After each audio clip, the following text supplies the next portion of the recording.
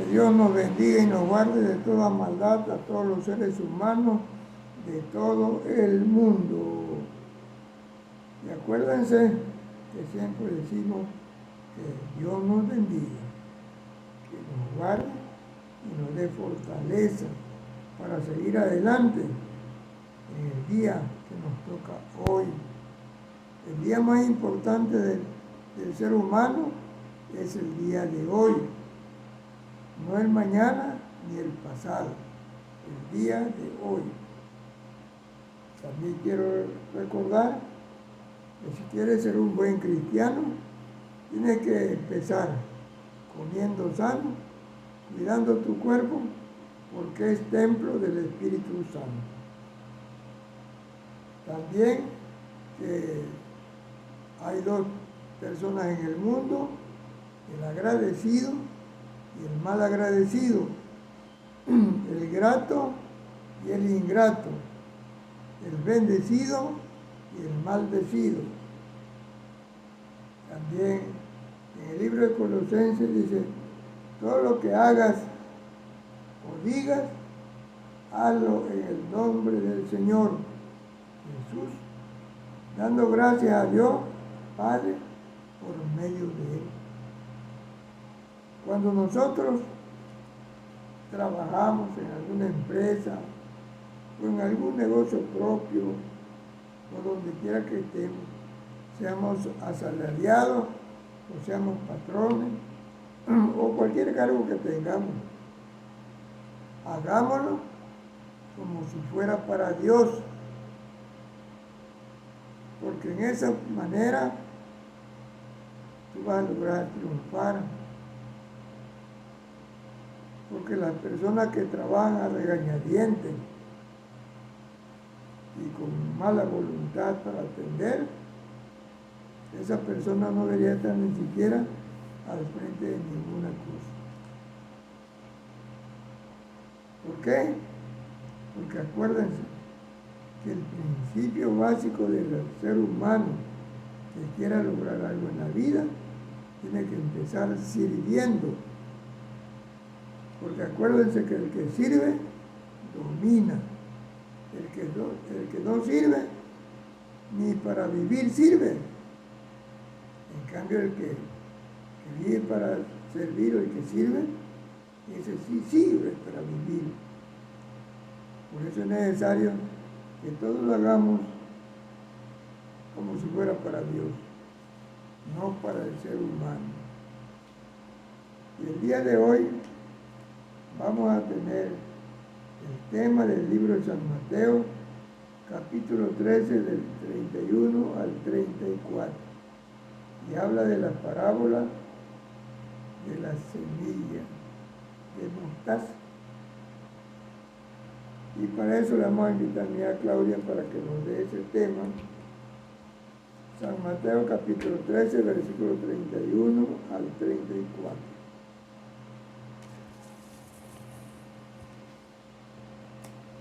San Mateo capítulo 13, versículo del 31 al 34. Parábola de la semilla de mostaza.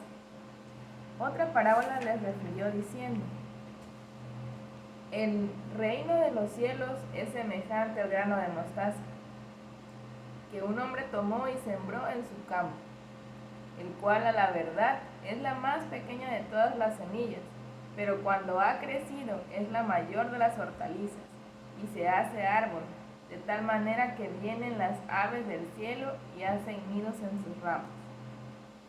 Parábola de la levadura. Otra parábola les dijo, el reino de los cielos es semejante a la levadura que tomó una mujer y escondió en 3 medidas de harina, hasta que todo fue leudado.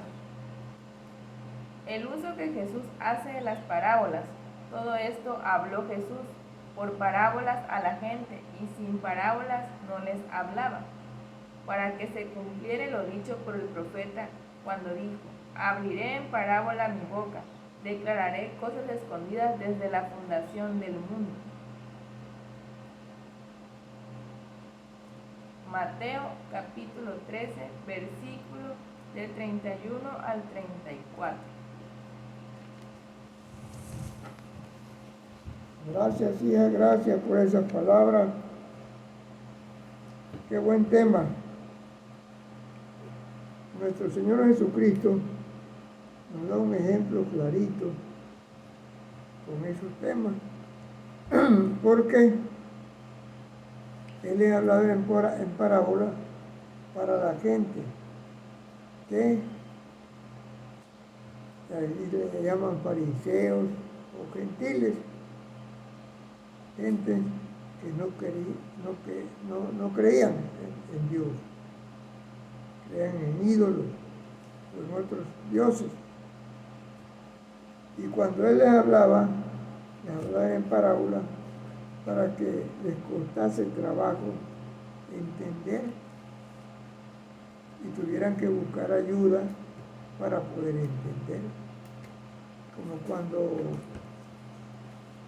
Jesús habla con Nicodemo y le dice que tiene que volver a nacer. Dice, ¿cómo es posible volver a entrar al vientre de mi madre? Esto no es posible, no es posible. Pero él hablaba de la parte carnal, y Jesús hablaba de la parte espiritual. Porque el hombre o mujer que no nace del Espíritu no va a progresar en la palabra de Dios. No va a progresar. ¿Por qué? Porque Dios está fuera de ella o de él y no puede funcionar bien. Porque para que un hombre sea feliz y tenga amor, tenga paz, tenga tranquilidad, tenga felicidad, tiene que tener a Dios dentro de su ser, dentro de su mente, dentro de su espíritu, que ande con uno. Y por eso cuando Jesús se fue de la tierra, dijo que no nos iba a dejar solo, que nos dejaría al Espíritu Santo. Y mientras el Espíritu Santo no more en la vida del ser humano, aunque esté llegando a la iglesia, aunque sea un pastor, aunque sea una pastora, porque muchas veces el bautizo en el agua es bueno, claro que voy a decir que no es bueno, pero tiene que recibir también el bautizo del Espíritu. Si no hay el bautizo del Espíritu, haz de cuenta que no estamos haciendo nada, porque queremos todavía gobernar nuestra vida y no es posible. Cuando uno se rinde ante las cosas, es porque ya va uno a aceptar todo aquello. Porque si no, de nada sirve. Para que el hombre o la mujer sea feliz, tiene que convivir con el Señor Jesús, con el Espíritu Santo y con Dios, tenerlo dentro de su ser, que no sea ya mis caprichos los que gobiernen mi mente y mi estado de ánimo, sino sea Dios a través del Espíritu Santo. Por eso aquí nos pone la semilla de mostaza. Si tuviéramos la fe del tamaño de una semilla de mostaza, podríamos mover cosas, hacer maravillas. Pero si no hay ni siquiera ese grano esa fe del tamaño de una grano de mostaza, pues ¿qué puede hacer el ser humano? Nada, porque no tiene a Dios dentro de sí. Para que eso suceda, pues tiene que bautizarse a sumersión del agua, naturalmente. Pero con él también tiene que ir el bautizo del Espíritu. Y si lo logramos y lo mantenemos, lo sostenemos, lo cuidamos, vamos a permanecer mucho tiempo, muchos años en nuestra vida con paz, con tranquilidad, con amor, porque de la otra forma no se logra. Los bienes materiales tienen una función en la vida, pero nada más hasta ahí llega. No es duradero, es fugaz, es momentáneo. Cuando alguien compra un rancho, qué alegría da tener un rancho, porque nunca ha tenido. Pero cuando hay que cultivarlo, hay que trabajarlo, hay que limpiarlo, hay que labrarlo, hay que hacer trabajos allá, ya como que ya no le gusta. Ahí si pasan los años menos. Entonces, ¿qué pasa? Que si no logramos tener el bautizo del Espíritu Santo, aunque nos bauticemos por sumersión, no va a funcionar. Pero para eso ya le digo, tenemos que poner la condición del ser humano en manos de Dios. ¿Para qué? Para que Él penetre dentro de nosotros y viva con nosotros. Pero si no lo hacemos así, no habrá paz, no habrá alegría, no va a haber amor. Y si hay, será fugaz, como le digo, porque compro un vehículo, porque compro una casa, porque compro un rancho, o X cosas. Son alegrías ficticias que no duran, no son duraderas. Así que, hermanos, los que querramos gozar de una paz, de una tranquilidad, tenemos que luchar, tenemos que cuidar el templo. Este cuerpo se vuelve el templo del Espíritu Santo. Pero si yo cuido el templo, si yo lo protejo, si yo le doy lo que él necesita, su participación dentro de nosotros, depende más de nosotros que de él. Él está dispuesto siempre a ayudarnos y a convivir con nosotros. Pero nosotros tenemos que poner nuestra parte para que funcione. Y así lo vamos a lograr. ¿Por qué es la mejor forma? Porque acuérdense que el que nace de la carne, carne es, y el que nace del espíritu, espíritu es. Por eso cuando esa persona, Jesús le dijo que tenía que nacer de nuevo,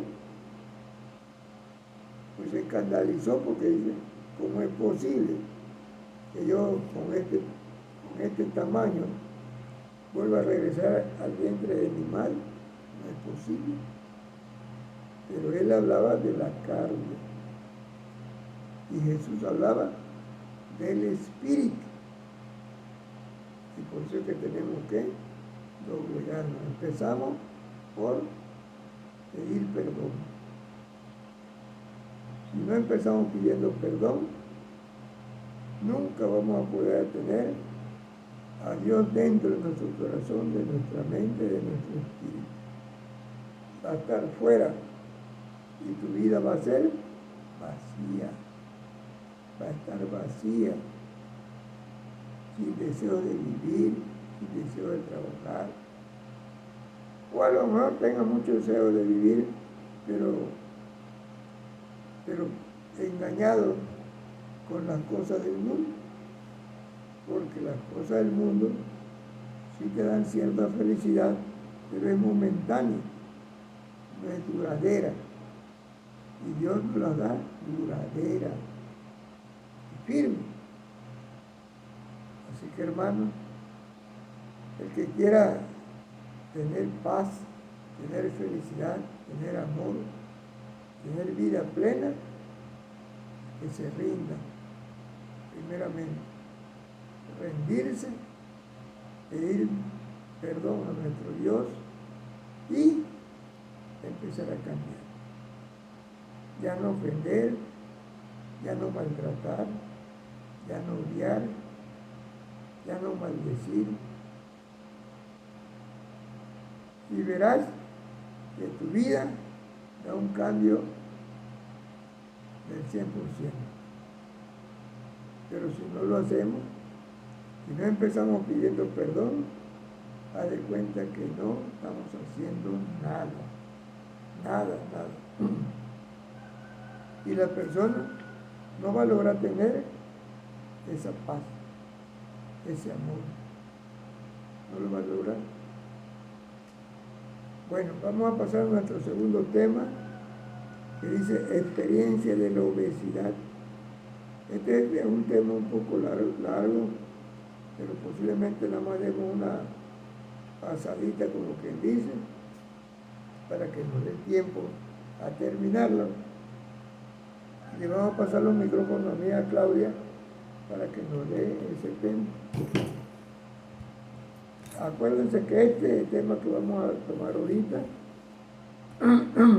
es el segundo libro, o el segundo texto que se escribió para formar lo que es hoy el libro de alimentación igual a vida o muerte. Adelante ya.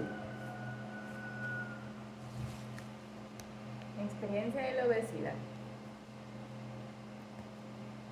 Este programa y estas líneas siempre han sido dedicadas a todos los amigos, a los familiares y a todos aquellos que quieran vivir unos días más. El amigo Jorge Oramas Narváez, que en paz descanse, mencionaba que tenían que morir unos para que pudieran vivir otros. El primer trabajo que hace su servidor, el señor Espiridio, fue por encargo de su hermano Heriberto y Ricardo Vargas Marcí.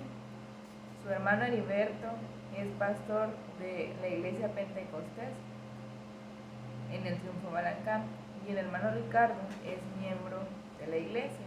En ese entonces le invitaban a participar y por tal motivo, también por el primer aniversario de fallecimiento de su sobrino Santiago Vargas Pérez, hijo de su hermano Ricardo, realizó el primer trabajo, que llevó el título Muerte a Vida, en 2005. Y el siguiente trabajo lo realiza el día 27 de noviembre, también de 2005, con el título Alimentación igual a vida o muerte. A raíz de ello empieza su motivación para darle a compartir todos estos trabajos. El día 18 de enero del 91 muere su hermano llamado Guillermo Vargas Marcí. Su problema empezó de varios años atrás, sin que lo supiéramos realmente.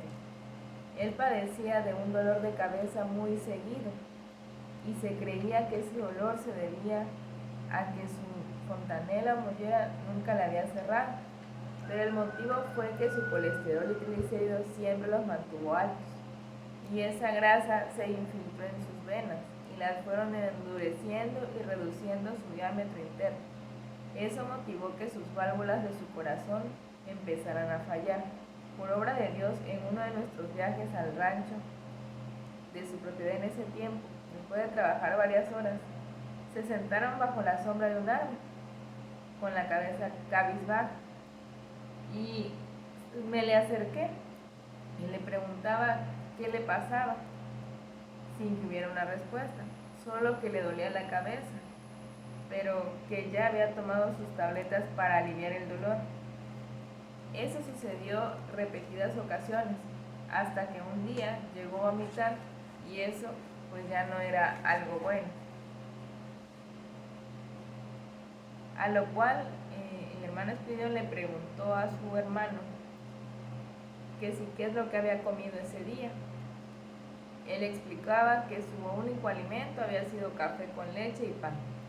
Entonces le explicó que no podía ser por alimento y le pidió que cuando regresaran a la casa y descansaran un poco, fueran a visitar para revisarlo.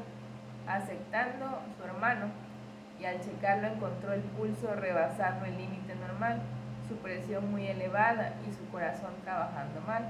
Por tal motivo, le sugerí que fuéramos a Villahermosa y visitando a un cardiólogo de apellido Ascuaga, lo revisó y encontró en su vena que va al corazón que estaba inflamada, endurecida y reducida en su diámetro, y por eso sus válvulas no trabajaban bien. Él le preguntó al médico qué tratamiento le daría, y el doctor le dijo que no le daría tratamiento, lo que necesitaba era una operación, a lo cual su hermano volvió a preguntar qué probabilidad tenía de que las cosas salieran bien. El doctor respondió de 70 a 75% de que la operación salga mal y un 25 a un 30 de que salga bien, a lo cual el doctor sugirió que no se quedaran con ese diagnóstico y los envió a la Ciudad de México, dando el mismo resultado. Por insistencia de su esposa e hijos, se fueron a la ciudad de Mérida, Yucatán, dando también de nuevo el mismo resultado, motivo por el cual tomó la siguiente decisión de no operarse. Dijo: este cuerpo vino completo y completo se va. Trató de convencerlo personalmente y a través de un amigo que ya se había operado en ese entonces, el señor Ortelio Pérez Oropesa, que en paz descanse, vivió muchos años después de la operación, cerca de 10 años. Luego fallece un primo llamado Jorge Alberto Martín Falcón el 27 de agosto del 94.